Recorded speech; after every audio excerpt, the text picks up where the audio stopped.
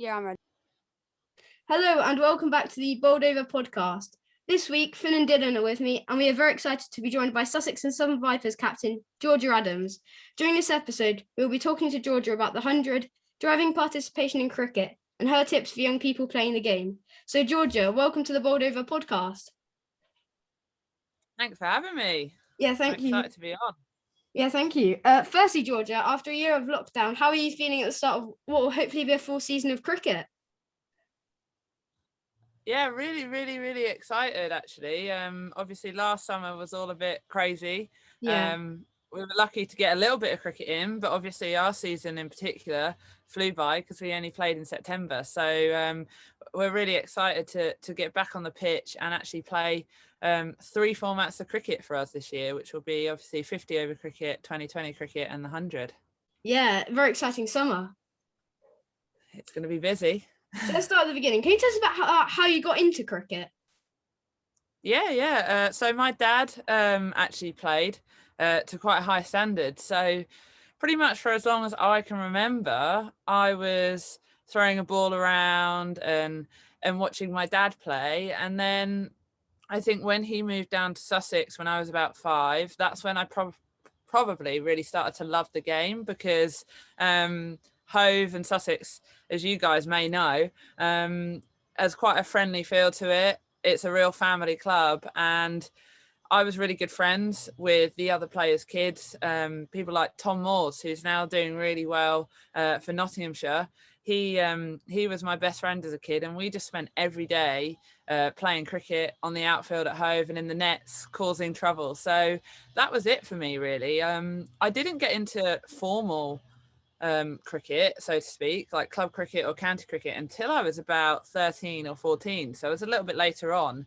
Very much just grew up playing softball in the nets with my friends, and then I joined the county ranks at about 13 and went from there, really. And when you were younger, did you think it would be possible to make a career as a professional? Definitely not. I mean, I was very naive as well. I think because I grew up watching my dad, I was always around men's cricket, and I was always, whenever I played cricket, it was at school and I jumped in with the boys, and I didn't actually realize that they had women's teams at the time. When I was 11, 12, I didn't realize that women's cricket actually existed. So I think when that realization hit, it just made me love cricket even more, because all I ever wanted to do was have a career in it and make it to the top if I could. So obviously we're really fortunate now with the new contracts to be able to do that. Lots of opportunities for young girls coming through. Yeah, definitely. So you've obviously had a very successful career, from making your debut for Sussex at the age of 15, playing for the England Academy, going on to captain Sussex. You've also played for Southern Vipers and Loughborough Lightning, and this summer we'll be playing for the Oval Invincibles in the 100. Of all that you've achieved, what are the things that you're most proud of? I think I must say, obviously, being asked to captain both Sussex and the Southern Vipers is always an honour. And I love it. I love captaincy. I love the challenges that it brings, but I also love having input in the game. And cricket can be really tough at times. So I think when you have a bad day, you know that you can still influence the game with that one decision or that one bowling change or something like that. So I think, giving the captaincy a go at Sussex and both at Southern Vipers is something that I'm hugely proud of. But I must say, like, for me, I think winning the Rachel Hayhoe Flint trophy last summer with a brand new team, we were possibly the favourites, but at the same time I looked at it as our average age was about 22, be a very experienced Diamond side who averaged about 28. So I think we were slightly the underdogs going into that final. So to lift the trophy was just one of the best feelings ever. So I think that was probably what I'm most proud of so far. Yeah. And you won the Rachel Hayhoe Flint trophy. I mean, how in the final you scored 80 and took the final wicket. I mean, it must have been good to lead from the front in such an important game.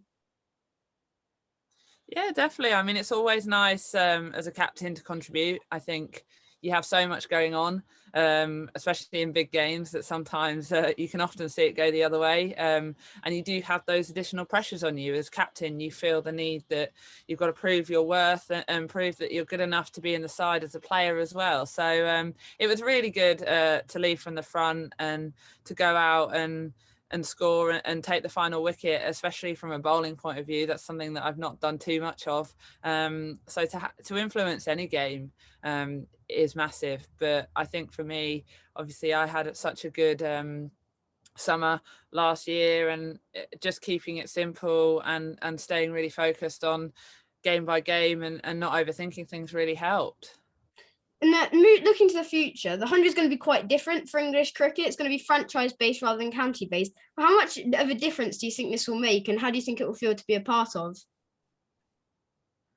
I'm really excited for the 100. It's going to be really different. I mean, in the women's game, we're relatively used to playing franchise cricket because they had the Kia Super League running for 4 years, in which obviously I played for the Vipers first time round for 2 years, and then Loughborough Lightning for 2 years. So we got fairly used to sort of representing Sussex and then going off for 6 weeks of the summer to play for a franchise. So I don't think it will be that unusual in that respect for us as females going off to play in the 100. But obviously it's a brand new format of the game, and it's going to be really exciting. It's short, it's sharp, and I think obviously what they've done to support the 100 in terms of marketing and media has been phenomenal from the ECB, and also how they're supporting the women's game as well, because we're playing back to back with the men, and we're playing at the best grounds in the country. So yeah, I can't wait to get going. And like I said before, obviously last year we only played 50 over cricket, so it feels like a lifetime that we played the shorter format of the game. So to give this a crack, I think it might take us a few games to get our heads around the rules, but I'm excited to give it a go. Yeah, one of the things that the ECB that they're going to try and do with the 100 is to continue to raise the profile of women's cricket. How important do you think it is that the first match of the tournament will be a women's match, and that it will be televised, and that prize money for both teams is going to be the same? Yeah, that was huge. Like even I didn't realize that they were doing that. So to know that we'll be kickstarting the competition is again, it's another huge step forward for the women's game. And I think the ECB in times which have been very difficult and very difficult for everyone in different ways, have taken a lot of time and have almost used COVID and used a lockdown to think, how can we reinvest, or how can we continue to promote the women's game? And they've done so brilliantly. So it's going to be great to have that opportunity, and hopefully as well we can show fans and show people how strong the women's game is getting. You're seeing women's teams putting 170, 180 on the board comfortably now, which is exactly the same as what the men's teams get. So I think it's going to be exciting, and I hope that we can showcase the women's game well, so everyone realizes how good it is. And you're playing for the Oval Invincibles. Who are you looking forward to playing with and against? Oh, that's a great question. I'll be excited to. We've got Rachel Haynes coming back over, and I played with her for Loughborough Lightning.